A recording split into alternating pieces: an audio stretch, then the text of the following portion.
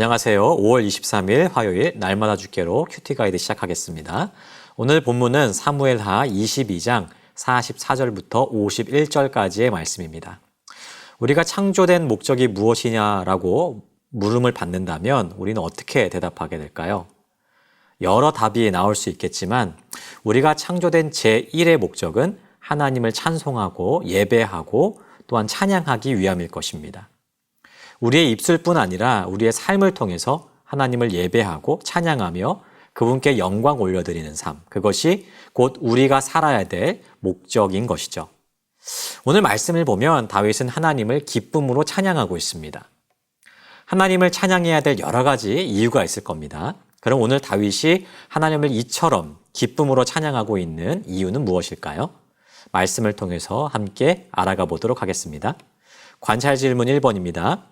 하나님께서 다윗에게 허락하신 것은 무엇입니까?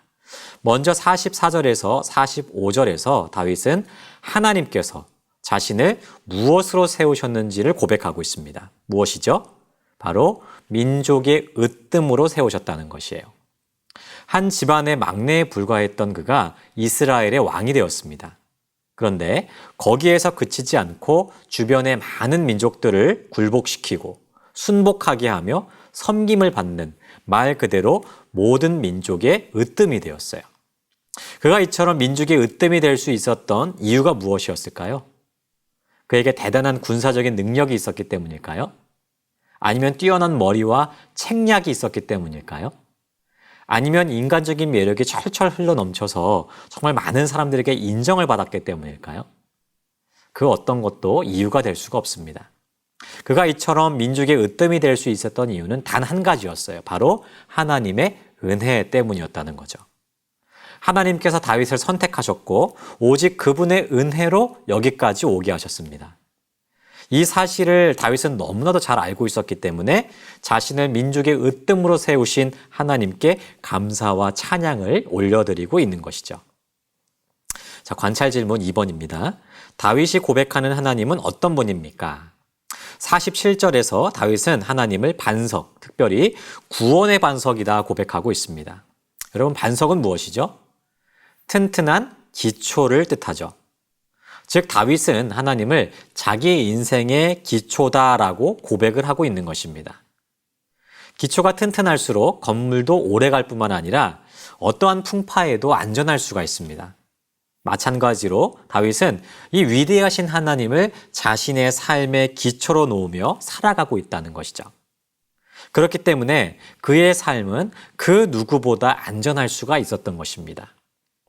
다윗이 이렇게 하나님을 믿고 또한 고백하고 있기 때문에 특별히 하나님을 구원의 하나님이다라고 고백을 하고 있는 것이죠. 어떠한 때라도 자신의 삶을 안전하게 책임지시고 이끄시는 구원의 하나님, 그가 바로 다윗의 하나님이셨던 것입니다. 자, 관찰 질문 3번입니다.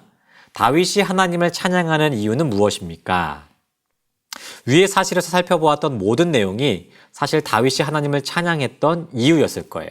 하지만 48절에서 49절까지에서는 그가 하나님을 찬양하는 또 다른 이유를 설명하고 있습니다. 바로 자신을 원수들의 손에서 구원하신 하나님의 역사를 찬양하고 있는 것이에요.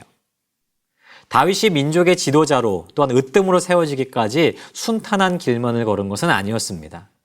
그는 많은 대적들로부터 공격을 받았고요. 어떨 때는 생명의 위협도 당해야만 됐습니다. 심지어는 자기 아들에게 배신당해서 철저하게 도망 다녀야 했던 순간도 있었죠. 하지만 그때마다 다윗은 자신을 지키시고 도우시는 하나님의 손길을 경험할 수 있었습니다.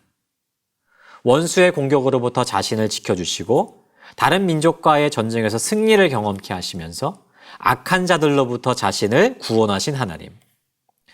다윗은 위기의 순간마다 자신을 구원하시는 하나님의 은혜를 마음껏 누리고 경험할 수 있었다는 것입니다. 이것이 다윗이 하나님을 찬송하는 또 다른 이유였습니다. 오늘 말씀은 다윗의 고백이기도 하지만 오늘 우리의 고백이기도 하죠. 하나님은 우리를 민족의 으뜸으로 세우셨어요.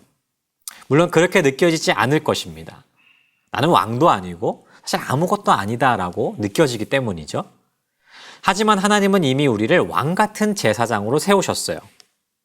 어떻게 그런 일이 가능합니까?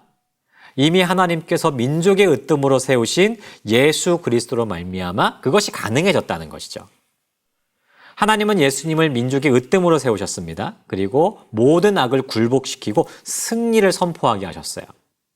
이 은혜가 지금 예수님을 믿는 우리에게도 주어졌다는 것입니다. 예수님을 믿는 우리에게 그분이 이루신 승리의 역사가 임하게 됐다는 것이죠. 그렇기 때문에 세상의 그 어떤 악도, 세상의 그 어떠한 대적의 공격도 우리를 틈타거나 넘어뜨릴 수가 없다는 것입니다. 오직 예수 그리스도의 그 권세와 능력으로 모든 공격을 이기고 승리할 수 있다는 것입니다. 따라서 지금 우리에게 필요한 것은 나에게 주어진 새로운 정체성에 대한 확신이에요. 때로는 나 자신이 보잘것없고 연약하다라고 느껴질 때가 있습니다. 하지만 하나님은 우리를 그런 사람으로 부르시지 않으셨습니다. 하나님은 우리를 민족의 으뜸으로 세우셨습니다. 또한 모든 대적과 악과 싸워서 승리할 수 있는 권세를 주셨습니다. 이 사실을 기억할 때 우리는 항상 어디에서든지 하나님 나라 백성의 정체성을 가지고 승리하는 삶을 살아갈 수 있게 될 것입니다. 이 사실을 기억하면서 주님이 주시는 힘과 능력으로 항상 승리를 경험하는 우리 모두가 되기를 주님의 이름으로 축복합니다.